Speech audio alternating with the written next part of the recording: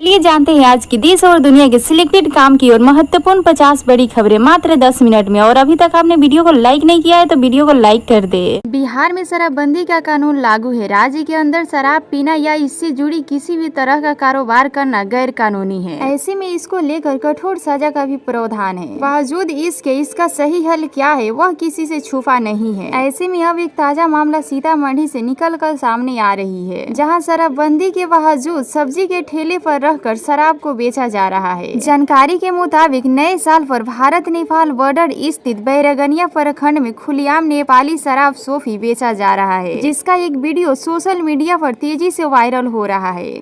राम मंदिर बनने पर मुस्लिम महिला ने सजाया राम दरबार, बोली परिवार के साथ आऊंगी अयोध्या। झारखंड के जमशेदपुर में न्यू ईयर की पार्टी मनाकर लौट रहे 6 दोस्तों की एक सड़क हादसे में मौत हो गई, जबकि 2 की बुरी हालत है। रिपोर्ट के मुताबिक तेज रफ्तार कार पहले डिवाइडर से टकराई और इसके बाद पास के पेड़ से टकराकर पलट गई। कार में कुल 8 लोग सवार थे। भारत ईरान की दोस्ती को लगी किसकी नजर, 5 साल में कम हुआ 34,000 करोड़ का कारोबार।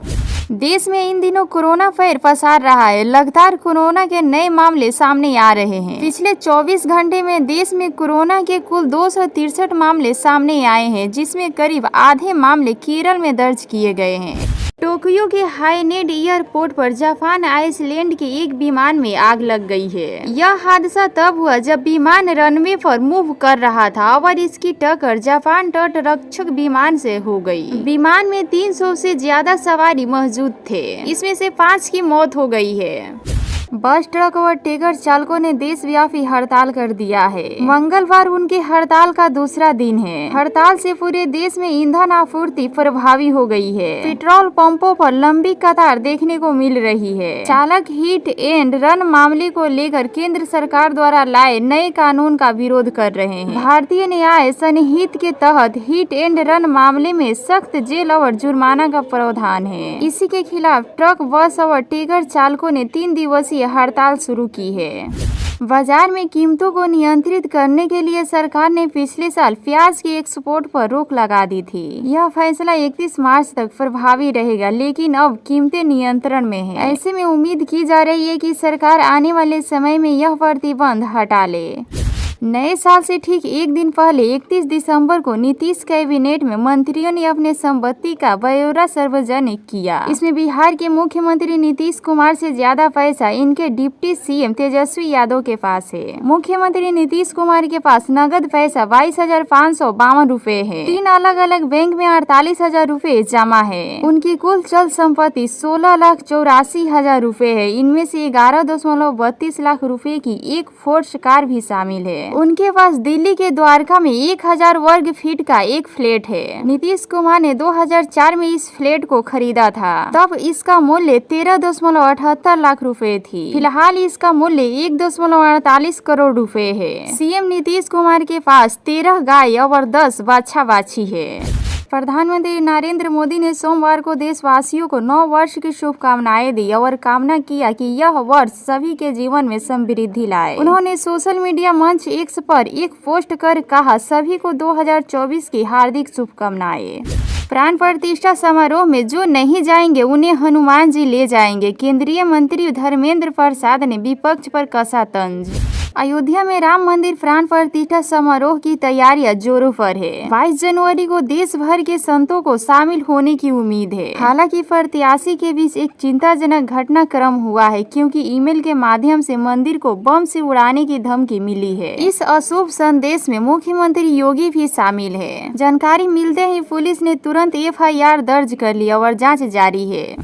भारत ने सोमवार को पाकिस्तान से 184 भारतीय मछुआरों की जेल की सजा पूरी होने और मद्देनजर नजर उनकी रिहाई और स्वदेश वापसी में तेजी लाने को कहा है। साथ ही हिरासत में बंद 12 अन्य कैदी को तत्काल राजनीतिक पहुंच प्रदान करने के लिए कहा है, जिसके बारे में माना जाता है कि वे भारतीय हैं। वर्ष 2008 में एक समझौता के तहत प्रत्येक कैलेंडर वर्ष में 1 जनवरी और 1 जुलाई को ऐसा करने को प्रथा है। इस दिन दोनों देशों द्वारा नागरिक कैदी और मछुआरों की सूचनाओं के आदान प्रदान संदर्भ में अनुरोध किया जाता है। भारत ने हिरासत में बंद 337 पाकिस्तानी कैदी और 81 मछुआरों की सूची साझा की है। प्रधानमंत्री नरेंद्र मोदी बुधवार को त्रिशूल में 2 लाख महिलाओं की एक विशाल सभा को संबोधित करेंगे। दरअसल आगामी लोकसभा चुनाव के लिए आधिकारिक तौर पर वह चुनावी बिंगुल फूकेंगे। राशन कार्ड एक महत्वपूर्ण दस्तावेज है जो भारत सरकार द्वारा जारी किया गया है। यह नागरिक की पहचान व निवास का प्रमाण प्रदान करता है। इसके अलावा यह सब्सिडी वाले खाद्य पदार्थों जैसे गेहूं, चावल, चीनी और मिट्टी के तेल की खरीद के लिए भी आवश्यक है। अयोध्या पहुंचने के बाद प्रधानमंत्री नरेंद्र मोदी ने करीब 1 घंटे का रोड शो किया। प्रधानमंत्री नरेंद्र मोदी महर्षि वाल्मीकि अंतर्राष्ट्रीय हवाई अड्डे अयोध्या धाम का उद्घाटन करेंगे। इसके पहले प्रधानमंत्री शनिवार को सुबह भगवान राम की जन्मभूमि अयोध्या पहुंचे, जहां हवाई अड्डे पर उत्तर प्रदेश की राज्यपाल आनंदीबेन पटेल और मुख्यमंत्री योगी आदित्यनाथ समेत कई प्रमुख नेताओं ने उनका स्वागत किया। पीएम नरेंद्र मोदी ने अयोध्या रेलवे स्टेशन की नई बिल्डिंग का उद्घाटन किया और इसके बाद पीएम ने अमृत भारत और वंदे भारत ट्रेनों की हरी झंडी दिखाई। संयुक्त अरब अमीरात की राजधानी अबू धाबी में पहला भव्य हिंदू मंदिर खुलने जा रहा है। इस हिंदू मंदिर का उद्घाटन अगले साल 14 फरवरी को होगा। इस हिंदू मंदिर का उद्घाटन प्रधानमंत्री नरेंद्र मोदी करेंगे। नए साल आने की खुशियां मनाने के बेताब दुनिया के बीच एक अलग ही दृश्य देखने को मिल रहा है। पाकिस्तान ने इस बार नए साल के सार्वजनिक जश्न पर सख्त प्रतिबंध लगा दी है। यह फैसला फिलिस्तीन के गाजा क्षेत्र में जारी तनाव और संघर्ष के प्रति एकजुट के तौर पर लिया गया है। नए साल के जश्न पर रोक लगाने का यह फैसला पाकिस्तान के इतिहास में पहली बार लिया गया है। नरेंद्र मोदी सरकार ने भारतीय नौसेना के स्वरूप में बड़ा बदलाव किया है। नौसेना के ध्वज के बाद अब अधिकारियों के कंधे पर लगने वाले पटकों के स्वरूप में बदलाव किया गया है। अभी तक भारतीय नौसेना के अधिकारी अंग्रेजों के जमाने से चले आ रहे गुलामी के प्रतीकों को पहन रहे थे।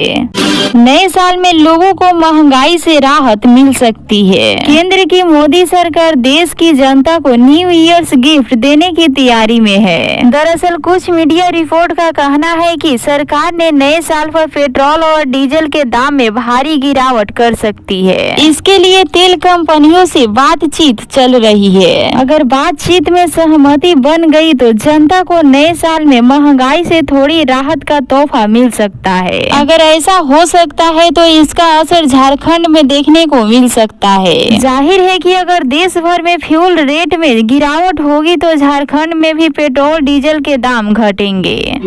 झारखंड के कुछ जिलों में भारत बंद का असर दिख रहा है। शनिवार को अपनी मांग को लेकर आदिवासी समुदाय के लोग सड़क पर उतर गए हैं। पश्चिमी सिंहभूम और सरायकेला जिले से आंदोलन की कई तस्वीरें सामने आई है। बंद गांव में भारत बंद के कारण रांची चाईबासा मुख्य मार्ग NH 75 जाम हो गई है। मार्ग पर आवागमन पूरी तरह से बाधित कर दिया गया है। इधर सरायकेला खरवासा जिले के चंडिल रेलवे स्टेशन के पास सैकड़ों स्थानीय समुदाय महिला पुरुष सिकली फटके के पास बैठ गए और रेलवे ट्रैक को जाम कर दिया।